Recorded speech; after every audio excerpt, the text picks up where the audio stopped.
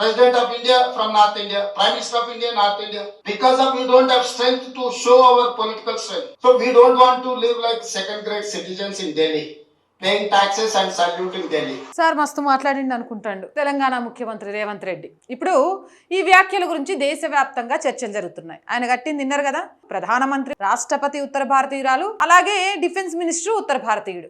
మేము ఢిల్లీకి పన్నులు కొడుతూ సెకండ్ గ్రేడ్ పౌరుడుగా బతకాలని అనుకోవడం లేదు. బహుశా భారతదేశాన్ని విభజించాలి అనుకునే కుట్రలో ఈయన కూడా భాగస్వామ్యుడయ్యాడా అనే అనుమానం రాకమానదు. ఇక్కడ నేను ఒక విషయం చాలా క్లియర్ గా చెప్పుకోవాలనుకుంటున్నాను. రాష్ట్రపతి ద్రౌపది ముర్ము గారు తూర్పు భారతదేశానికి చెందిన వ్యక్తి.